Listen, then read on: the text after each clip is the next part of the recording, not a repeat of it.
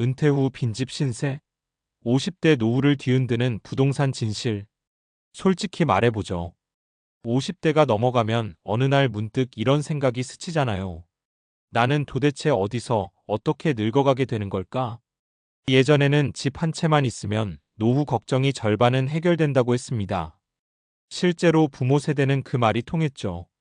그런데 지금 50대는 집이 있어도 걱정이고 없어도 걱정입니다.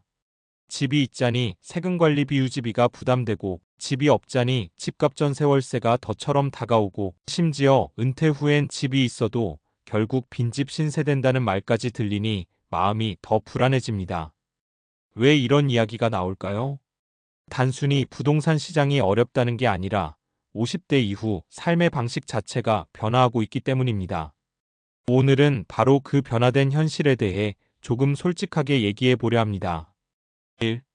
은퇴 후 집이 자산이 아니라 짐이 되는 이유. 50대 이후 부동산을 둘러싼 문제의 본질은 딱 하나입니다. 집은 그대로인데 삶이 바뀌었다.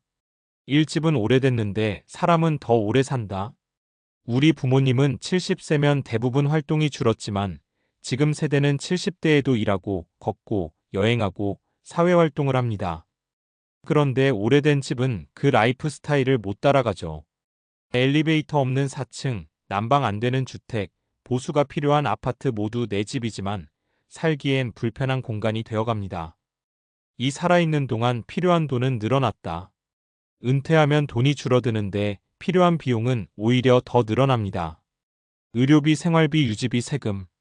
특히 노후에 들어가는 의료비는 상상 이상인데 문제는 이때 집은 팔기 전까지는 돈이 되어주지 않는다는 것입니다. 3. 지방 소형 평수는 더 이상 안전자산이 아니다. 지방 집값은 장기적으로 하락세이고 수리비는 계속 올라가는 중입니다. 그래서 나중에 팔면 되지라는 생각이 통하지 않습니다. 심지어 어떤 지역은 거래가 6개월 1년씩 끊기는 곳도 태반이죠. 그럼 50대 이후의 집은 어떻게 다뤄야 할까요? 이 질문에 대한 답을 알려주는 게 바로 아래 3가지 사례입니다. 2. 50대의 부동산 현실을 보여주는 생생한 사례 3가지. 사례 1. 집은 있는데 쓸 돈이 없다. 부동산 부자 착각형. 60세 은퇴한 어씨는 서울 외곽에 30년 된 아파트 한 채가 있습니다. 시세는 6억 원. 서류만 보면 충분히 자산가죠. 그런데 어씨의 실제 생활은 완전히 다릅니다. 공과금관리비 40만 원. 재산세보험료 증가. 늘어나는 약값.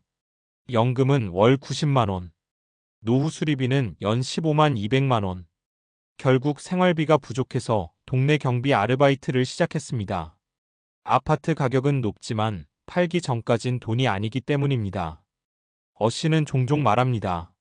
내가 집을 가진 건지 집이 나를 붙잡고 있는 건지 모르겠다. 이 사례가 보여주는 건 단순합니다. 은퇴 후에는 집값보다 현금 흐름이 훨씬 중요하다는 사실입니다. 사례 2. 활기찬 노년을 꿈꿨는데 결국 지방 빈집만 남았다. 귀촌 갭 투자 실패형.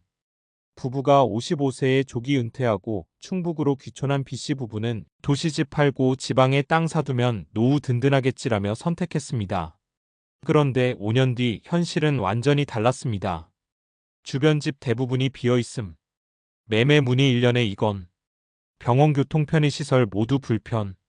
나이가 들수록 고립감 증가. 결국 다시 서울로 돌아오려 했지만 이미 귀촌 지역 집값은 30%나 떨어졌습니다. B씨가 한 말이 인상적이었죠. 노후에 중요한 건 풍경이 아니라 접근성이란 걸 뒤늦게 알았어요. 즉, 은퇴 후 주거는 낭만보다 실용이 맞습니다. 사례 3. 두 번째 인생을 위해 집을 바꿨더니 삶이 바뀌었다. 성공적 리모델링 앤드 다운사이징형. 반대로 성공한 사례도 있습니다. 58세 C씨는 일을 계속하면서 은퇴 전 5년을 집 정비 기간으로 정해 놓았습니다. 그가 한 일은 단순했습니다. 오래된 집을 팔고 역세권 10년 이하 아파트로 옮기고 아이들 출가 후 34평 24평으로 다운사이징. 차액 2억 원을 연금형 상품 비상금 계좌로 이동. 그 결과 관리비 줄고 교통 편해져 활동량 증가하고 집수리 비용 최소화. 현금 유동성 확보, 의료시설 접근성 개선. CC는 말합니다. 집을 바꾼 게 아니라 내 노후 생활 방식을 바꾼 거예요.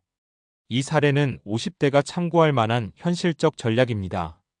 은퇴 전에 구조조정을 끝내면 은퇴 후 삶의 질이 완전히 달라진다는 점을 보여주니까요. 3. 50대에게 필요한 노후 맞춤형 부동산 전략. 집을 자산으로 보지 말고 비용으로 바라보라. 집은 유지되는 순간까지 돈이 계속 나갑니다. 내가 앞으로 이 집에서 20년간 얼마를 써야 하는가? 이 관점으로 계산해보면 답이 빨리 나옵니다. 은퇴 후 집은 편리함이 최우선이다. 젊을 땐 평수 조망 투자가 기준이었다면 은퇴 후엔 의료교통 근거리 상권이 절대적입니다. 다운사이징은 체면 문제가 아니라 생존 전략이다. 평수 줄이면 관리비난 방비 수리비가 줄고 남는 자금이 비상금이 되며 생활이 훨씬 가벼워집니다. 오래된 집은 애정 말고 수리비로 판단하라. 50대가 자기 집을 사랑하는 건 나쁜 게 아니지만 그 집이 노후까지 편하게 지낼 수 있는 공간인지는 감정 말고 비용으로만 판단해야 합니다. 은퇴 전 5년은 주거 전략을 바꾸기 가장 좋은 시기. 노후 주거 이전은 지금 해야 가장 부담이 적습니다. 4. 결론, 은퇴 후 빈집 신세가 될 수도 있다. 하지만 그건 준비하지 않았을 때의 이야기다. 집이 안정감을 주는 시대는 끝나가고 있습니다. 이제는 집이 나를 지켜주는 게 아니라 내가 집을 관리해야 하는 시대입니다. 하지만 좋은 점도 있습니다. 50대는 아직 움직일 수 있고, 일할 수 있고, 선택할 수 있는 나이입니다. 지금 주거 전략을 다시 짜기만 해도 70대, 80대의 삶은 완전히 달라질 수 있습니다. 그러니 너무 늦었다고 생각하지 마세요. 지금이 바로 노후 주거를 다시 설계할 가장 현실적이고 가장 가능성이 있는 시기입니다.